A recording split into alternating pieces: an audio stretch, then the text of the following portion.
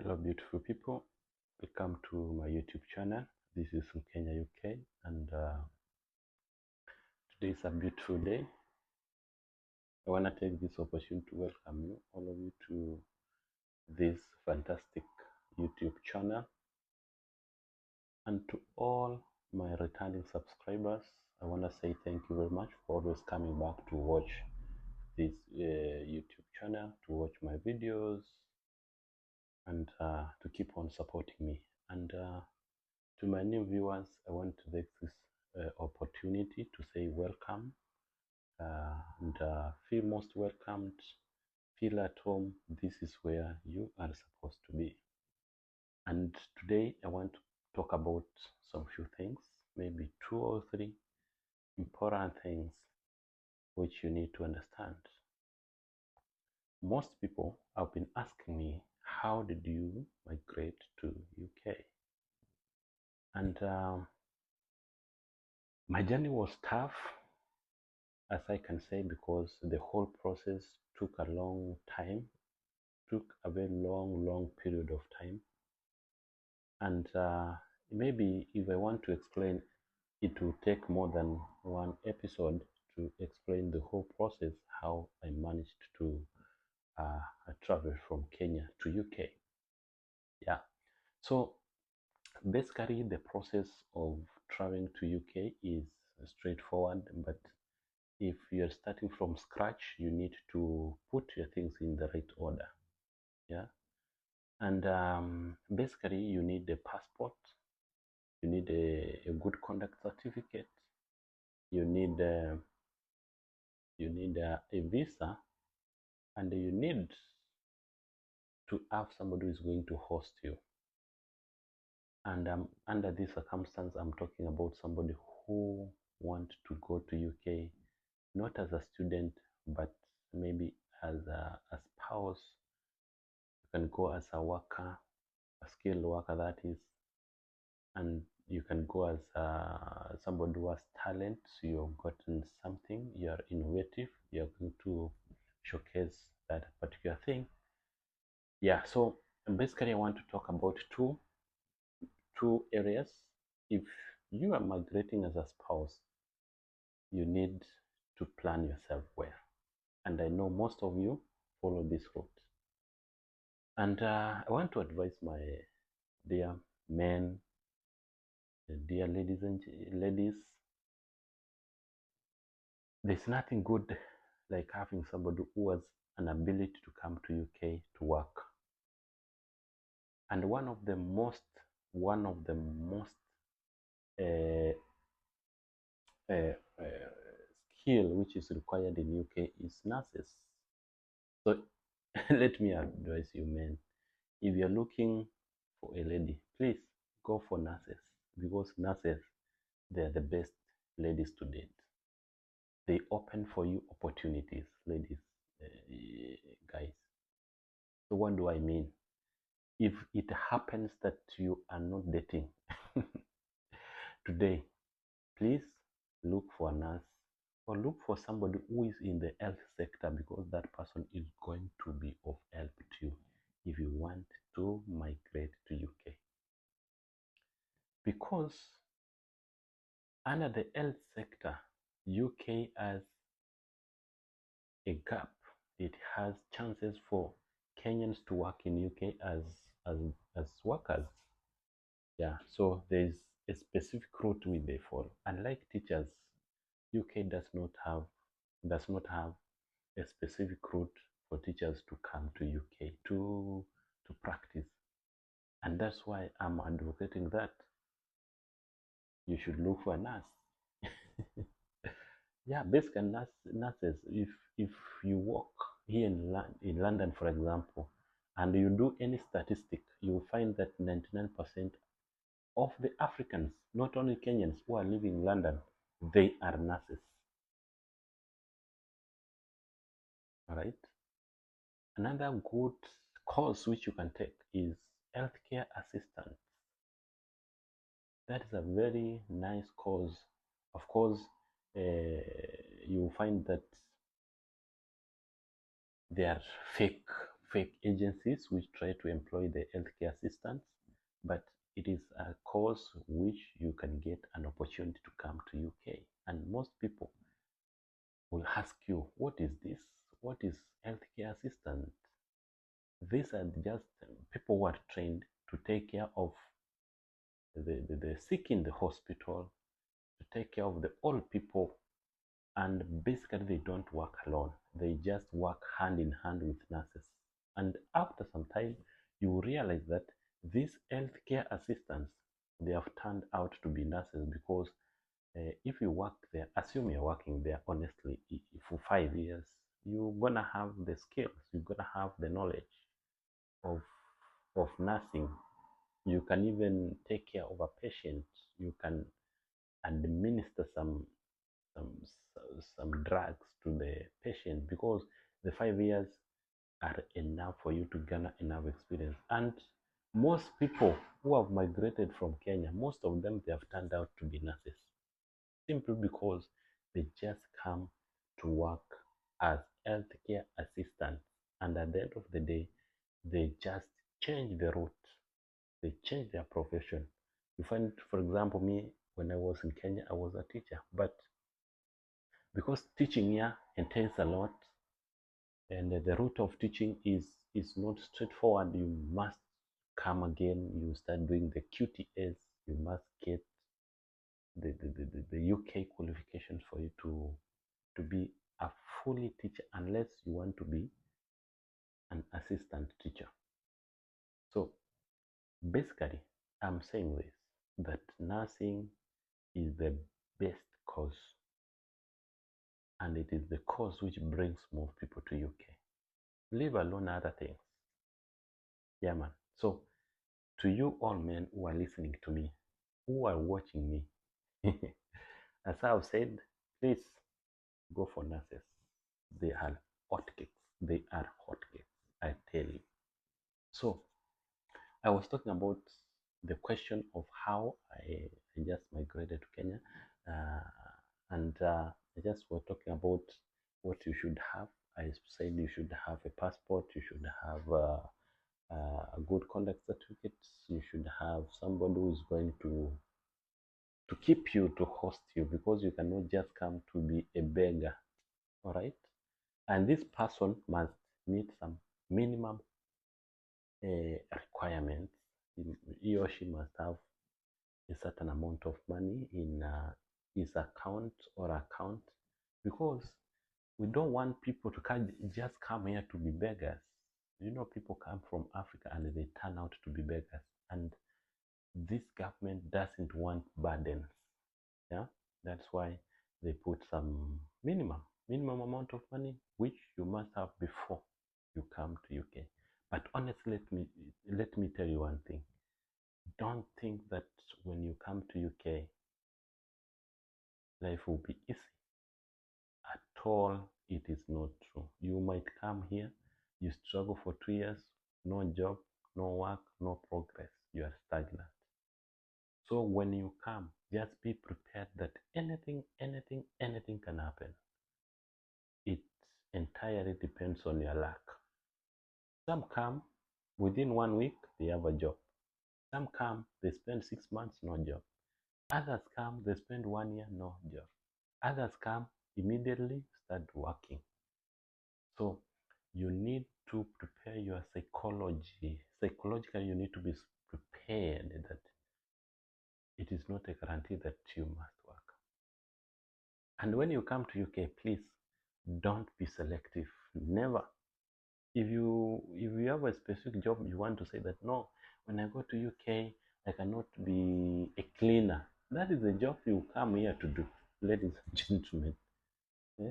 You just come here to be a cleaner. You make sure that a particular a particular place is clean, a particular business is clean. You are paid. The thing is, when you come here, you are looking for money, not this type of job or this type of job. That one doesn't work like this here. And here, it is not just like Africa or basically in Kenya, where you say that this job is for the less learned, this job is for the learned people. No. Here you are paid according to the work you do. That is the hours you work. And each work is equal. All the works are equal. No superior. There's nobody who's superior. Yeah. So the more hard you work, the more successful you become. Are you getting me, guys? So honestly speaking, when you come to UK, just be aware that anything can happen. Anything can happen. Yeah? Yes. So me, for my case, it took me from the month of April up to October for me to do the whole process to migrate from Kenya to UK. Of course, I started from scratch. I didn't have a passport. I didn't have enough money. I didn't have nothing, just scratch. And it took me around 6 months. Of course, there's a period where I was not strictly following the right way, but it took me 6 months. And the most difficult thing which I experienced in Kenya by that time, for you to get a passport was hectic. You had to work hard.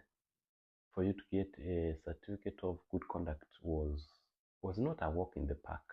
So I had to work extra hard for me to get the certificate of good conduct. So I remember I really worked hard. Oh my God.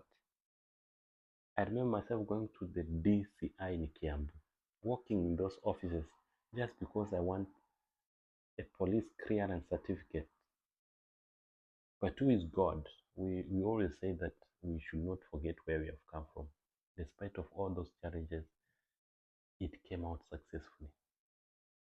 And by the way, I don't know if you have ever asked yourself what will happen if you really want something and you are forced to go to a place where you have never gone. For instance, for my case, I never thought that I would go to the DCI in Kiambu by myself, walking into those offices majestically just because of the certificate of good conduct. There were many people who wanted to take advantage. And in Kenya, in fact, let me tell you one thing. There are a lot of people who take advantage. Now, I just remember one person took my 3,000 that he was to help me get the passport quickly. 3,000 went, and I can't forget. He was one of my best friends. I can't forget. And that made me to open my eyes and start working by myself. So I went to DCI Kiambu. I said that I presented my case that I want to get a police clearance because I have an emergency. I need to travel to UK in the next 3 days. I remember I applied, can't remember clearly the date, but the good conduct, I thank God it came the same day I went to DCI. I went to the offices and it was processed so quickly. And the same thing, the passport, I had to make calls, I had to do everything. But the good thing is there was a provision that those people who have emergencies, maybe those people who have secured a job in UK or abroad, those people are going to see sick people, somebody who is sick who is going for medication, they were given a chance for them to, for their passport to be processed in a faster way. So myself, I did that thing. I just got that letter, I edited, and I sent it to them. Yeah, and my passport was processed, so it was out. So that one was a success. But I remember this. I went to Nyayo House. And when I was just walking those streets, you see, you must make copies of your ID. You must make copies of the receipts which you used to apply for the passport. So I went to a particular cyber, which was just opposite the Nyayo house. And there I met a certain lady. I can't remember her name, but I have her number in the phone which I used to use back in Kenya. So the lady told me this. What is your problem? What do you want? I told her that I really want a passport, which has taken long. Remember, I applied for my passport on April, and it took until around October. October, that's the time I got my passport after a struggle. So I got this lady, and she told me, I have somebody who can assist you, but you must pay, which I was ready because I had no option. When you want something, you want something. Okay, now I asked, how much do you want? Can you guess what she told me? 20 G's, 20,000 Kenyan shillings. And I get the passport the same day. Of course, I had the money. And if I was somebody who wanted to rush, I could have paid that money. But I told her, no, I can't pay 20,000 and wait for 1 week. If it's 20,000, just let me get the passport within 24 hours. She said, no, you must wait for 1 week. That was on a Thursday. So she told me, you pay me 20,000 right now, and then you wait until next week, Thursday. That's the time the passport will be out, and then everything will be ready for you. I said, okay, no. Why should I pay 20,000 and then wait? It means if I pay this 20,000, I have an emergency, you can process this passport within even 2 hours or 1 day, that is 24 hours, and then I get the passport the following day or most probably on Monday, because it was on a Thursday, they process it on that particular Thursday and Friday, so that weekend there's nothing which goes on in that house, so that I can get the passport on a Monday. But he said, no, you must wait for 1 week. I said, okay, just give me your number and then I will contact you. We talk, we agree. I pay the money and then I get the passport. Honestly, I was desperate. I was desperate for the passport. But I thank God I did not pay that man, because at the end of the day, I know I was to be frustrated, because I had experienced it. Somebody told me that pay me 3,500. Was it 3,500? Yeah, around 3,000, between 3,000 and 4,000. But pay this amount, you're gonna get your passport. You collect it from GPO. We have a post office in Nairobi which is called the GPO. Oh my God! But I was strict. I knew I was sharp. So I used to call those people, the customer cares in Nyayo house, so that I make a follow up on how far my passport has gone. I was scratching my head, because when I used to call my partner, the first question she asked me, have you gotten the passport?